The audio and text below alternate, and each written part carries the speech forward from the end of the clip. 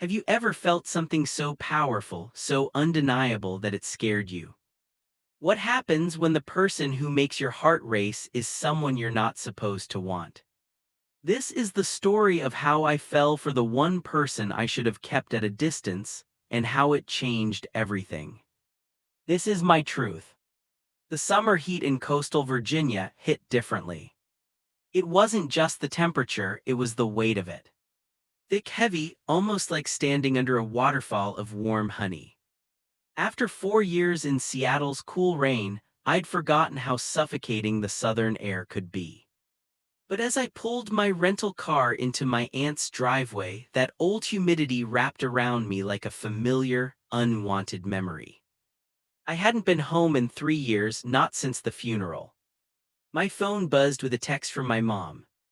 "Dinner at 6, your aunt's excited. Lucas has been asking about you all week." Lucas. Even his name made my chest tighten. We grown up together, closer than most, like brothers. He was 2 years younger, but he always felt older somehow. Calmer, more grounded. While I'd spent my teenage years lost in confusion about who I was, he always seemed sure of himself.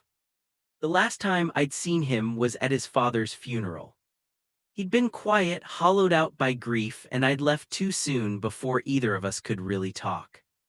That guilt still followed me. The front door burst open the moment I stepped out of the car. "Ethan!" Lucas ran toward me, and for a second I forgot how to breathe. The lanky kid I remembered was gone. He'd grown into himself, strong, confident, the kind of presence that filled the space around him. His hair was longer now, brushing his collar, and those deep brown eyes still carried that same warmth I'd never forgotten. He pulled me into a hug that nearly knocked the air from my lungs. He smelled like cedar, salt, and summer, and something that made my heart stutter. "I can't believe you're actually here," he said, voice deeper than I remembered. 3 years, man. "I know, I'm sorry," I said, the words feeling small compared to everything between us. He stepped back, still gripping my shoulders. "You look good, Seattle treating you right." "Yeah, it's been different, you look good too," I said, smiling. He laughed, a warm, low sound that hit me right in the chest. "Guess running the marina builds more muscle than college ever did." My uncle's boat shop. Lucas had taken it over after the funeral, dropping out to keep the family business alive. Mom had always said it was a waste, that he could have done anything. But standing there, seeing the quiet pride in his face, I realized he was doing something that mattered. "Come on," he said, grabbing my suitcase before I could protest. "Mom's been cooking all day." Dinner was loud and warm, the kind of chaos only family brings. Laughter, stories, too much food. For the first time in years, I felt something inside me loosen. This house, this smell, this noise, it was home again. Across the table, Lucas moved easily through the room, making sure everyone was okay, smiling that small, familiar smile. When our eyes met, he gave me one of those looks, the kind that said more than words could. And suddenly, I was 17 again, trying to understand feelings I wasn't ready to name. Later, we sat outside on the back porch, the sunset painting the water gold. He handed me a beer, and we sat like we used to, shoulders almost touching. "So," he said after a while, "you seeing anyone?" The question was casual, but his tone was. "Not right now," I said. "You?" He shook his head. "Not really my scene anymore. Small town, you know, people talk." Something in his voice made me look at him closer. There was something he wasn't saying. Before I could ask, the words just slipped out. "I came out a couple years ago, to everyone, my parents too." He turned, eyes unreadable in the fading light. "I know, my mom told me, she said your parents were proud." "Were they?" I asked quietly, because they haven't said much. "They're trying," he said, "it's a process, but they love you." Then softer, "I was proud of you too." The way he said it, "your truth," made something stir in me. "What about you?" I asked, "what's your truth?" He hesitated, eyes fixed on the dark water. I think I've known for a while, he whispered. But after Dad died, I couldn't. Mom needed me to be strong to take over, to be the man of the house. And around here, he gave a small, broken laugh. You can't really be that and still be yourself. My chest ached for him. Lucas. He finally looked at me, eyes glassy with fear and something deeper. You're the first person I've ever said this to, he said. I'm like you and I'm scared. Without thinking, I reached over and took his hand. His fingers were rough and trembling in mine. You don't have to be scared, I said softly, not with me. He smiled, small, uncertain but real. And in that quiet moment between the last light and the first stars, I knew nothing between us would ever be the same again. This is me being selfish, wanting something I shouldn't want. The way he said it made my pulse race. The way he looked at me, his hands still in mine, made the space between us feel both too small and too wide all at once. What do you want, Lucas? I asked. He didn't answer with words. Instead, he leaned in, slow enough that I could have stopped him, should have stopped him, but I didn't. I couldn't. His lips brushed mine, soft and uncertain. It was over in a heartbeat, but it changed everything. When he pulled back, his eyes were wide, full of panic and disbelief. I'm sorry, he whispered. God, I'm so sorry, I shouldn't have. Don't apologize, I said, my voice shaking. Please don't. He stood suddenly, running a hand through his hair. This is so messed up, he muttered. He was right. It was complicated, confusing, maybe even dangerous, but as I watched him pace the porch, the storm in his expression told me the truth I'd been avoiding. I hadn't come home because of grief, I'd stayed away because of this. This pull between us, the one I'd buried for years. And now that it was out in the open, there was no going back. I was in love with Lucas. I had been for longer than I wanted to admit. And judging by the look in his eyes, torn between fear and something deeper, he felt it too. That night I couldn't sleep. I lay in the same childhood bedroom where I'd spent sleepless nights filled with confusion and self-doubt. Now every time I closed my eyes, I saw him, the hesitation in his touch, the look in his eyes right after the kiss. It wasn't just longing, it was recognition. Something we both understood but couldn't name. My phone buzzed on the nightstand. A message from Lucas. Can't sleep, meet me at the dock. I was out the door before I could second guess it. The marina was quiet at 2 a.m. Only the soft slap of water and the distant call of night birds filled the air. Lucas sat at the edge of the farthest dock, his feet hanging over the water, the moonlight turning him into a silhouette of silver and shadow. I thought maybe you'd ignore it, he said without turning, pretend it didn't happen. Is that what you want? I asked, sitting beside him, leaving just enough space to breathe. He tossed a small stone into the water. I don't know what I want, he said quietly. Then, after a pause, that's a lie, I know exactly what I want, I just don't know if I'm allowed to. Lucas. He exhaled hard. I've thought about you every day for 3 years, he said. After the funeral, after you left, I couldn't stop. I told myself it was just grief, that I was missing my best friend. But when your mom said you'd come out, I realized I wasn't confused anymore. I was finally honest with myself. My chest ached. Why didn't you tell me? He looked at me then, eyes glistening under the moonlight. Because you're my best friend, he said, because this isn't some story where we just throw everything away and hope it works out. If anyone found out, they'd never understand, and I can't hurt the people I love again. He was right. The complications were endless. But sitting next to him, close enough to feel the warmth radiating from his skin, none of that seemed to matter. So what do we do now? I asked softly. Pretend this never happened. He shook his head. I don't think I can do that anymore. He turned to face me fully, eyes raw and honest. You're here for 2 weeks. After that, you go back to Seattle and I stay here. Maybe we can figure out what this really is before you leave." 2 weeks, I repeated. It sounded both too long and not long enough. 2 weeks, he said again, his voice steadier now. Let's see if this is real, and if it is, we'll deal with it when the time comes. Then he reached over and laced his fingers through mine, a quiet, grounding gesture that felt more intimate than any kiss. We sat like that for hours, watching the stars drift across the sky, sharing everything we'd been too afraid to say before. He told me about life after his dad's death, the weight he carried, the expectations, the loneliness.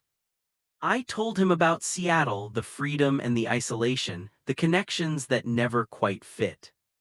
And somewhere in those hours, I realized the missing piece had been here all along. When the horizon began to glow with the first light of dawn, he squeezed my hand gently. "Stay with me today, help out at the marina, I just want you around, is that okay?" "More than okay," I said. By sunrise, the marina was alive, gulls calling, boats rocking, people shouting greetings across the docks.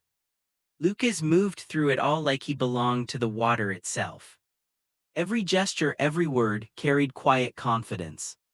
Watching him work, I felt something settle in my chest, the calm after years of storm.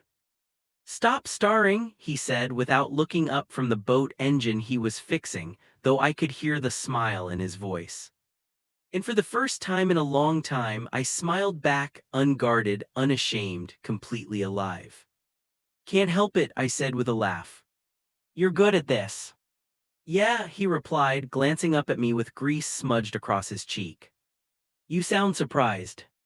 "Not surprised," I said, "just impressed. You really found your place, Lucas. That's not easy." Something shifted in his expression, soft, almost vulnerable but proud. "Thanks," he murmured, "that means a lot actually." Over the next few days, we fell into an easy rhythm, working together at the marina during the day, having dinner with everyone in the evening, and stealing quiet moments whenever we could.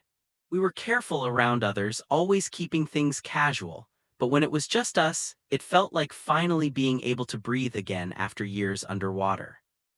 We didn't kiss again, not right away, but the tension grew between us like a summer storm, silent, heavy, and inevitable. Every brush of his hand felt deliberate. Every shared glance lingered too long. Sometimes I caught myself staring at his mouth, remembering how perfect it had felt against mine. On the fifth night, after another family dinner, we took his boat out on the bay.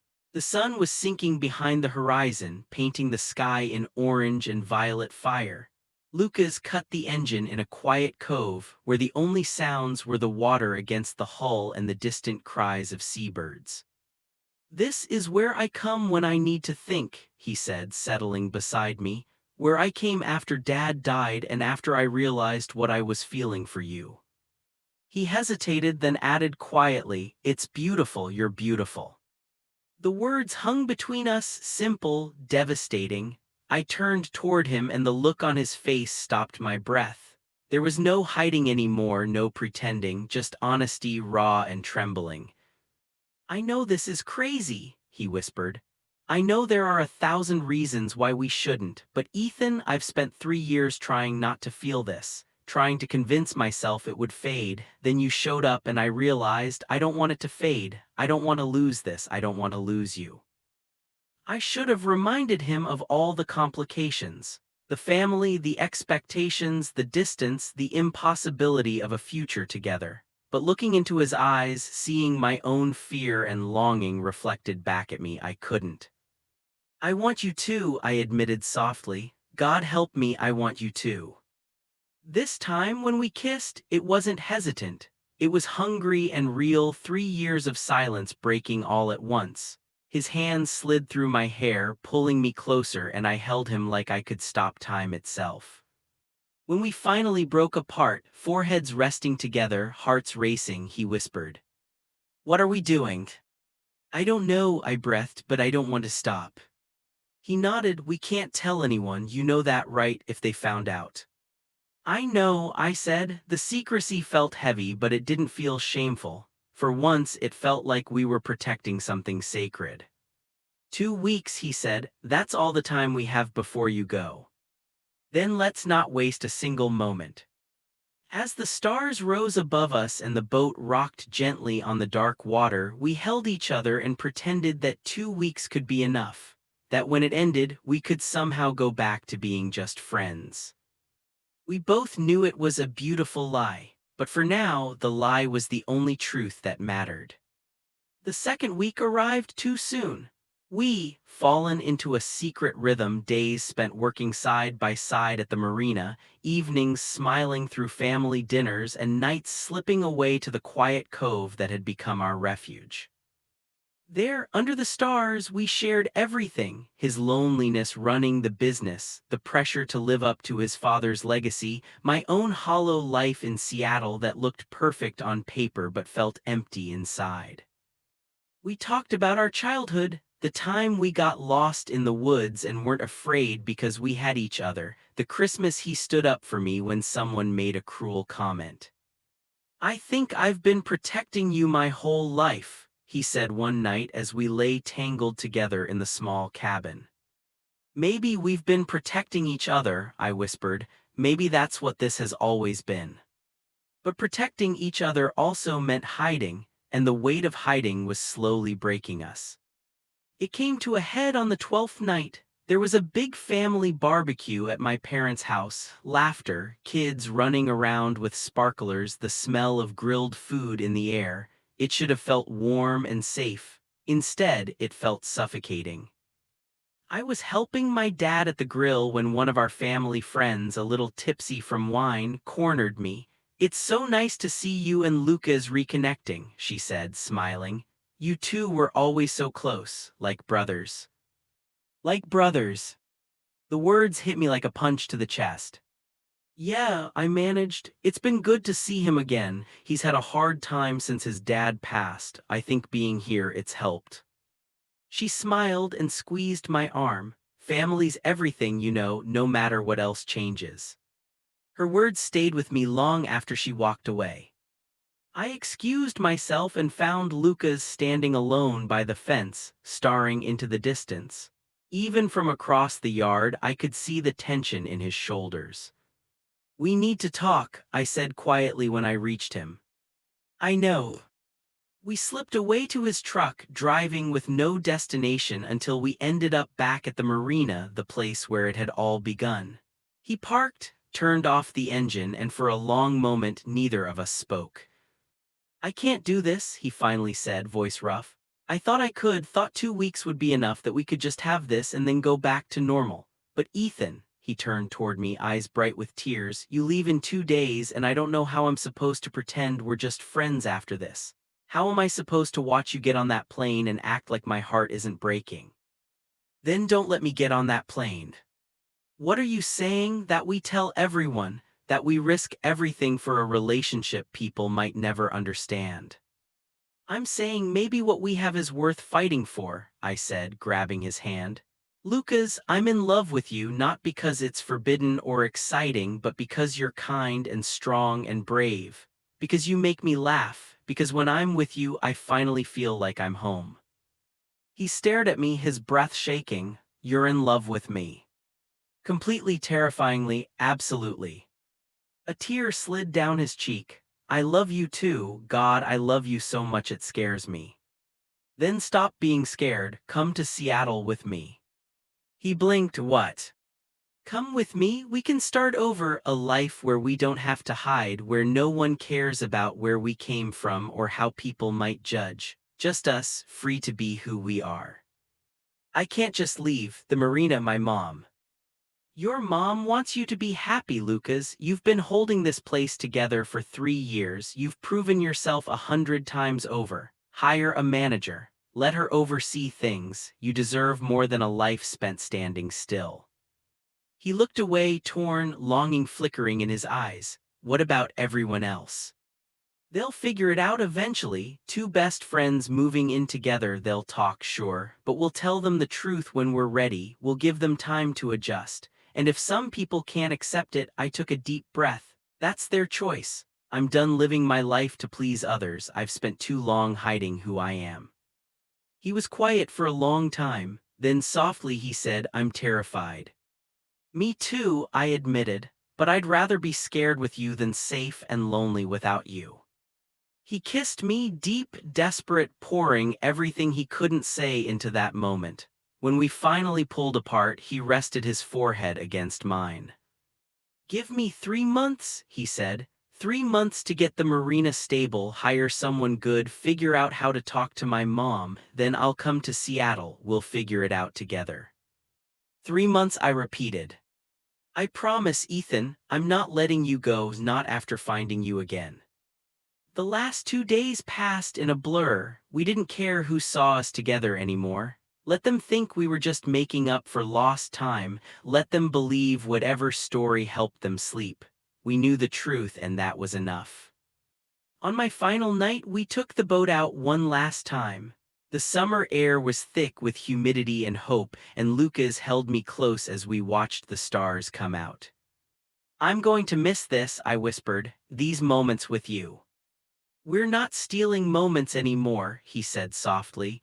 "In 3 months, every moment is ours, no more hiding. You promise you'll come?" He tilted my chin up, looking into my eyes. "I promise. I'll hire the best marina manager in Virginia, have the world's most awkward conversation with my mother, and pack my life into a U-Haul. Then I'm driving 3,000 miles to be with you. Nothing's going to stop me." "What will you tell her?" I asked. "The truth, that I'm gay, that I'm in love, that I need to live my own life," he said.